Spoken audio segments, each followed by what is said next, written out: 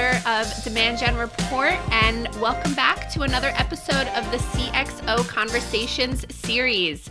With me today is Nate Ulery, the newly appointed Chief Operating Officer at the MX Group. Nate, thank you so much for joining me today. How are you? I'm well. Thank you, Klaudia, and I appreciate you making this opportunity. Of course. I'm excited to have this conversation. So let's go back to the beginning, right? You joined the MX Group just a few months ago to lead corporate functions and inform digital strategy at the organization and for its clients, of course. So even as things start to open back up and the industry slowly prepares to return to some sort of normalcy or whatever the new norm is, I feel like that digital experience is still not going anywhere. So I'd love to hear how you're tackling your new role and duties with this digital first mindset.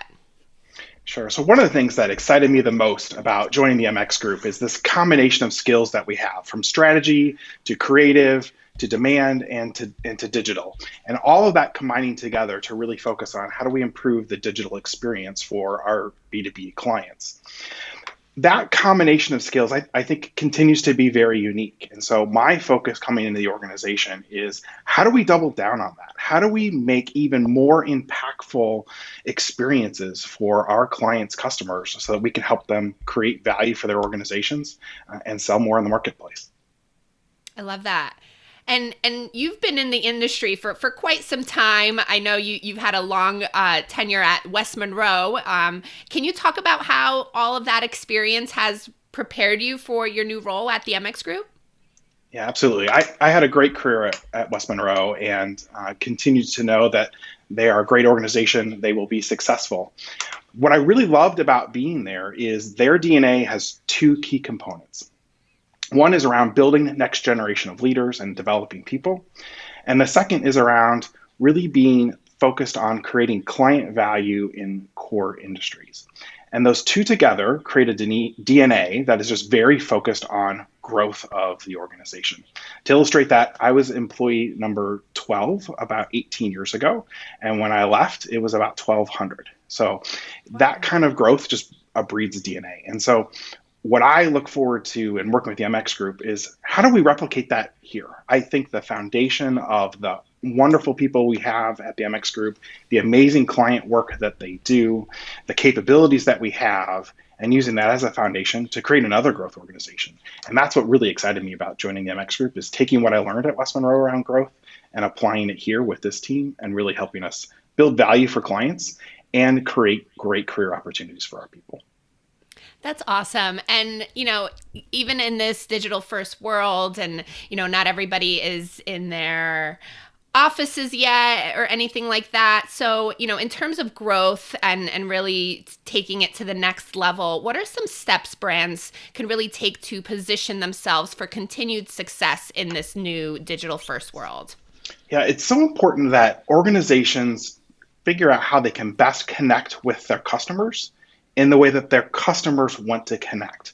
I think we have to recognize that, as personal consumers, we have all gone to a completely digital first, frankly, out of necessity during lockdowns to accelerate the journey we had already been on.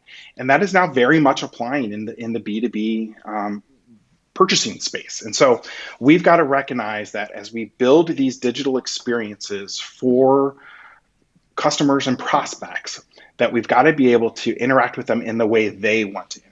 And so if they want to spend a lot of time on your website consuming content and understanding what expertise you bring to the table, then you need to make that available. But then when they're ready to flip that into a conversation, you need to be responsive.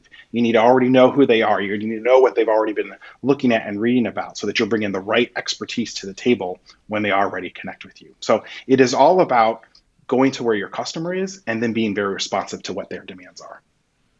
Yeah, absolutely. I mean, I've been seeing it a lot lately as well. Even before the pandemic, we're so used to that B2C experience, in our own personal lives. Everything is so catered and personalized to us. And it's definitely trickling into the B2B world for sure. And we have that whole self-service buying scenario going on. And there's been even a trend of buyers entering the workforce after, growing up with technology. And they seem more independent when it comes to these buying experiences. So, what are some tips or best practices or just ways that companies can engage with prospects and their audiences and even existing customers in a way that caters to these self-service needs? Yeah, we have to recognize that the model has changed, right? It used to be that sellers and their sales reps were qualifying leads that were coming in. And the reality is now it is buyers qualifying us as sellers more so than the other way around.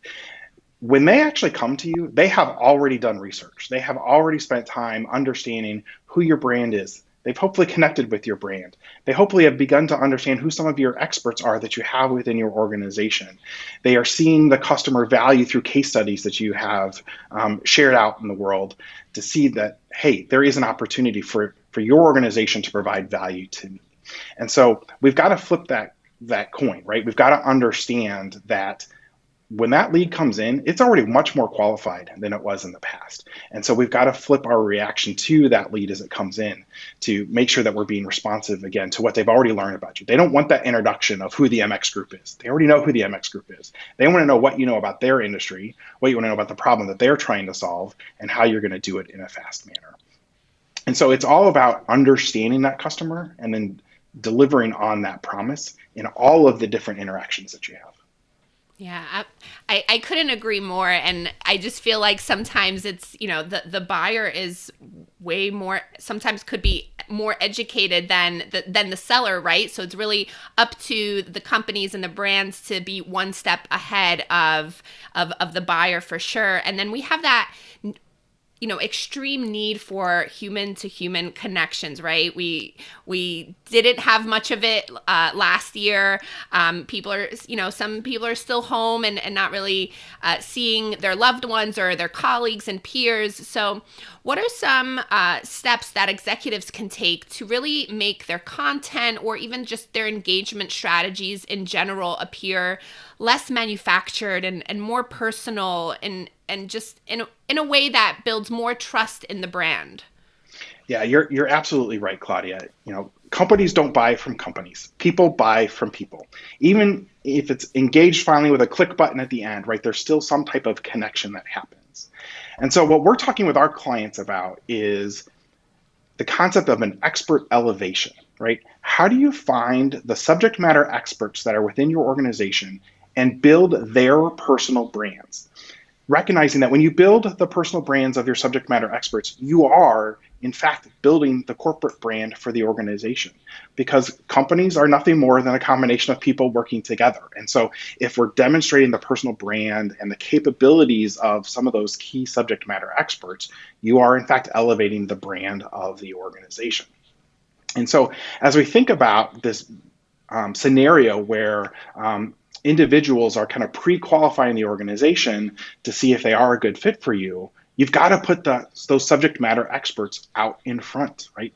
They should be the ones who are prominently highlighted on your website and in your marketing materials. We shouldn't be using stock photos. We should be using photos of your experts doing their work. We should be having white papers very prominently displayed and with a byline of who the subject matter expert is, as opposed to just some corporate marketing speak. It's all about building their brands and then getting them comfortable using that muscle, right? Sharing stories on LinkedIn of work that they're doing with individual customers, interacting with folks out on Twitter, right? Really building that personal brand so that when they're doing that research of your organization, they're seeing that expertise that you have within the team. And then when they do choose to interact with you live and you can bring those individuals to that conversation, they already feel like they know that individual. They already know that they're qualified. You can skip all the jargon about who your industry is and who your company is and can get right to how am I going to help deliver value to your organization. And that's going to improve the sales process, have a better customer experience because they understand that you're focused on their value, and create a personal connection with the people they want to talk to. No offense to my friends in marketing, but they don't want to talk to marketing individuals. They want to talk to the people who invented the product, who are going to be delivering the service to them, because they want to know that they can trust them and that they're going to deliver. I love that concept, that idea of expert elevation. And it rings so true too, because even buyers even kind of, all these review sites are even big now too. So they're looking to hear real stories and real experiences with what customers have with specific companies before they make a decision. So that idea of having these subject matter experts within your own company is so valuable. So let's say somebody, they saw this video and they're like, all right, I want to make my employees, I want to elevate their expertise. What are some signs that employees are ready to be elevated from just their typical, role, whether it's sales, marketing, whatever it may be, and how can you elevate them into those subject matter experts? Yeah. So your organization already has the experts in their four walls, or in many walls as people are working from home. Those experts exist today. They're the ones who are inventing your products. They're the ones who are optimizing those products. They're the ones who are implementing your products for your customer base. So I don't think it's as much about elevating folks from your sales and marketing organization. It's about elevating the folks who roll up their sleeves and do the work from day to day. Now, a lot of those individuals may not initially be comfortable doing that. And so we've got to figure out ways of helping them feel comfortable being in that role. And so that's the key role I think that marketing plays. They need to make it easy for those individuals to share their expertise, right? Instead of asking them to necessarily write blogs, provide a content writer that can interview those individuals and can help get that down on paper and let them review it. Making sure it's still their voice, right? We don't want to convert it from a marketing voice or into a marketing voice. We want to keep it focused on the voice that is unique to that individual. But make it easier for them so that they don't have to sit down, pen and paper, and get that written out. And then make it easy for that content to be shared by others in the organization, whether it be on LinkedIn or Twitter or Facebook, but make it easy for that content to be shared so that you are helping to make that personal brand become very visible. And then you have to help make it comfortable for those individuals as they move into more of that sales role. So many folks are subject matter expertise, they think sales is a dirty word. They immediately think a used car salesman. And we've got to help them understand that at the end of the day, you're not selling, you're helping, right? And it's that mindset that I think makes so many subject matter experts feel more comfortable in this kind of sales role. We're not asking you to sell anything. We're asking you to share the knowledge that you have because you're an expert in your field. And then we're asking you to help problem solve with a prospect or an existing customer on how you can use the products that your organization sells to deliver that value. That's not selling, that's problem solving. Helping that flip for a subject matter expert will make them very comfortable in that sales process, and in many cases makes them extremely successful at it. I love that. And I definitely feel like I saw a lot of that last year. Budgets were cut. Maybe teams were a little smaller and things like that. And at the end of the day, I found that people weren't really just going straight in like, this is our product and selling from a product angle. It was really about helping the buyer or whoever the prospect was to fix their issues, fix their pain points and things like that. And at the end of the day, even if they weren't ready to buy per se at that point because of budgets and everything that was going on in the world last year, they still had that, they'll have that memory of that awesome experience where they were helped. And when they were ready to buy, then they would remember you and come back to your organization. Did you see a lot of that last year? Absolutely. I mean, in the conversations I was having with clients and prospects, nobody wants 50-page PowerPoint decks. They don't care how many employees that you have. They don't care how many offices you have. And so often that's what we default to, right? We have to focus on what's the value that we're going to create for our client. And if your conversation is focused on that, right? And you can do that in 3 PowerPoint slides or less because it's more about a conversation and those what if scenarios to understand, how you can help eliminate some costs or help and grow the revenue side, then whether they can buy right now or not, they clearly understand that your commitment is to their success and to creating that value. And so when they are, they'll come back to you because of that positive experience that you had. And that tone has to come across in all of your marketing materials, whether it be on your website or printed materials or in the conversations with your subject matter experts. We've got to change that mindset from sales to really that value creation and problem solving. Awesome. this might be a little, random question, but other than current employees, are there any other people that could be considered to be subject matter experts in this kind of situation? Maybe, clients or even competitors?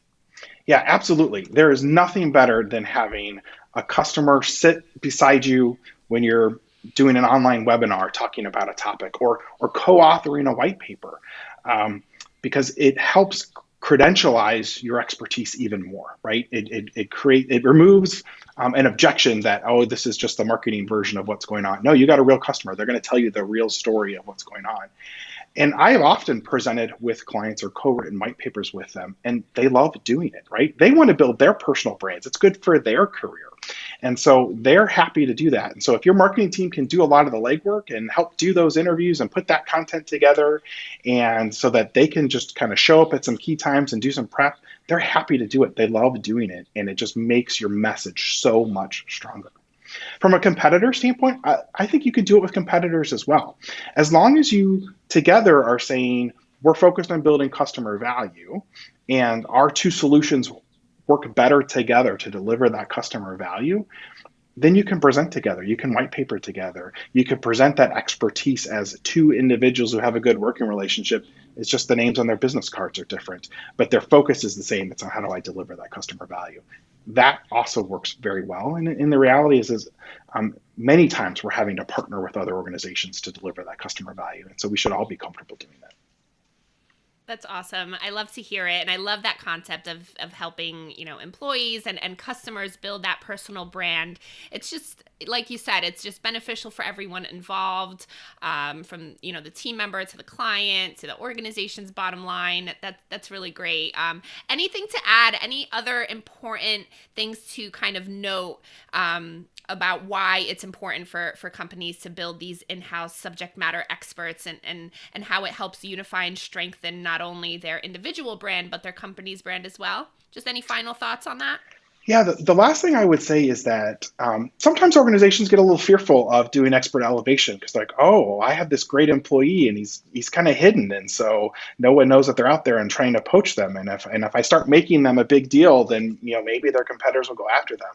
And I would tell you that's not been my experience. My experience has been that the employees who are seeing that their organization really cares about them and their capabilities and is building their expertise and demonstrating in the world that they have that expertise, that they actually become more loyal. And so I think this expert elevation, it is great because it helps us connect with prospects. It helps us build better relationships on the sales side, and it helps us build better relationships with some of our key up and coming individuals, the folks who have both high performance and high potential. And so I think when you combine those all together, it becomes a great benefit to the organization. I love that. And it really helps also kind of build up the next generation of professionals, right? When you have the interns coming in and seeing all of this awesome, personal brand building going on, it really helps that next generation as well. I love that. Absolutely. And it actually makes it fun to watch them develop and grow. I've had folks who've worked for me for over a decade, and to watch them come in as an intern and then help them build that confidence on delivery and then get to the point where they are that expertise. I love going on sales calls with them. I'll bring them on a sales call and they'll sit there and I can just be quiet and I can let them really shine and connect with an individual on the client or prospect side. And they really see that value that individual can bring. And then I tell them afterwards, you actually helped in that sales call. Oh, no, that wasn't a sales call. Yes, it was. And you were extremely successful at it because you demonstrated expertise, number one, and two, that you cared, right? And that you wanted to create that value. And it's that combination that's so powerful.